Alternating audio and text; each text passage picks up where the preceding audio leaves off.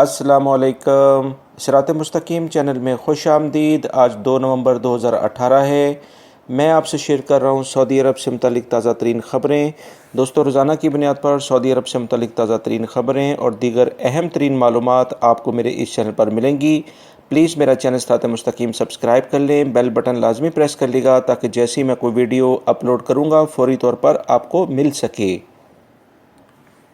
दोस्तों, वो तमाम अफराद जो कि पाकिस्तान से जिनका ताल्लुक़ है और वो ख़ास तौर पर इस्लामाबाद, लाहौर, पिंडी और गुजरांवाला के इलाक़ों में रहते हैं, उनके लिए एक अहम ख़बर है कि पाकिस्तान में अगर वो अपनी फ़ैमिली से कांटेक्ट करें तो उनको आज कुछ मुश्किलात पेश आएंगी, क्योंकि आज इन जगहों पर मोबाइल फ़ोन सर्विस मुअत्तल रहेगी। पंजाब के तमाम तालीमी इदारे बंद रहेंगे और कराची में भी तालीमी सरगर्मियाँ मुअत्तल रहेंगी। इन शहरों में मोबाइल सर्विस सुबह 8 बजे से मगरिब तक बंद रहेगी, क्योंकि यहाँ कुछ सिक्योरिटी इश्यूज़ हैं जिसकी वजह से गवर्नमेंट ने फ़ैसला किया है। दोस्तों, ताइफ से खबर आई है कि सिक्योरिटी इदारों ने मुख्तलिफ मोहल्लों में छापामार कार्रवाई करके अकामा कवानीन की खिलाफ वर्जी करने वाले मुख्तलिफ ममालिक के लोगों को गिरफ़्तार कर लिया है। ये ऑपरेशन रात की तारीखी में किया गया, जो कि कई घंटे जारी रहा। गिरफ़्तार लोगों में ख़वातीन और बच्चे भी शामिल हैं। रियाद से खबर आई है कि पुलिस ने सोशल मीडिया पर चलने वाली एक वीडियो में सरकारी इमारत पर इस्लामी अकायद के मुनाफी तहरीर लिखने वाले एक शख्स को अल-खरज से गिरफ़्तार कर लिया है। वीडियो क्लिप में दिखाया गया कि एक शख्स सरकारी इमारत के सामने रुका, गाड़ी से उतरा, दीवार पर मुशरिकाना और गैर कानूनी जुमले और नारे लिखे और चला गया। वीडियो वायरल होने के बाद सिक्योरिटी इदारों ने नहायत तेज़ी और माहिर तरीके से कार्रवाई करके इस शख्स को अल-खरज से गिरफ़्तार करके मज़ीद तफ्तीश के लिए प्रोसिक्यूशन के हवाले कर दिया है।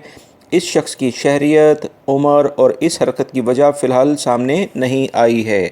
साथियों, मैं बार बार आप तमाम हज़रात से कहता आया हूँ कि सोशल मीडिया की जो डिफरेंट साइट्स हैं जैसे फ़ेसबुक, इंस्टाग्राम, स्नैपचैट, व्हाट्सएप और ट्विटर इस्तेमाल करने वाले बहुत ख्याल रखें। कोई वीडियो, कोई कमेंट्स या लाइक ना करें जो कि ममलिकत और दीन इस्लाम के अकायद, कवानीन के मुनाफी और ऐसे तमाम जराइम के मुनाफी हो, क्योंकि ऐसे तमाम जराइम की सज़ा 5 लाख रियाल जुर्माना और 1 साल कैद और उसके बाद मुल्क बदरी यानी डिपोर्टेशन है। दोस्तों, जद्दा में एक इन्वेस्टमेंट कंपनी ने एक रिपोर्ट जारी की है जिसमें बताया गया है कि जुलाई 2018 से अक्टूबर 2018 तक सऊदी लेबर मार्केट से रोज़ाना 3,466 गैर मुल्की ममलिकत छोड़कर जा रहे हैं। इस तरह इन 3 माह में 3,12,000 गैर मुल्की कारकुनान ने सऊदी अरब को छोड़ दिया है। इसी तरह 2017 से अक्टूबर 2018 तक लेबर मार्केट से निकलने वालों की तादाद तकरीबन 11 लाख हो चुकी है। 2018 से ममलिकत में गैर मुल्की अफराद की फैमिलीज़ के ऊपर भी जो लगा टैक्स था, यानी 100 रियाल से बढ़कर जो अब 200 रियाल हो गया है, इसकी वजह से भी गैर मुल्की अफराद खरूज नहायत जाने लगे हैं। इन फ़ीसों ने और मुसलसल इसमें इजाफे के बाद सऊदी अरब की लेबर मार्केट में गैर मुल्कियों की मुश्किलात और अखराजात में इजाफा देखने में आया है, जिसकी वजह से दिन ब दिन अफराद यहाँ से जा रहे हैं। जद्दा से खबर आई है कि सिक्योरिटी एहलकारों ने कामयाबी से कार्रवाई करते हुए 5 अफराद पर मुश्तमिल एक गिरोह को गिरफ़्तार कर लिया है, जो ख़ुद को सिक्योरिटी एहलकार ज़ाहिर करके घरों में चोरी और डकैती की वारदातें करते थे। ये कार्रवाइयाँ ज़्यादातर इन घरों में करते थे जहाँ लोग घरों में मौजूद ना होते थे। मुसलसल शिकायत मौसूल होने के बाद इन्हें गिरफ़्तार करके तफ्तीशी हुकाम के हवाले कर दिया गया है। ये गिरोह सिक्योरिटी इदारों को बहुत ज़्यादा मतलूब था।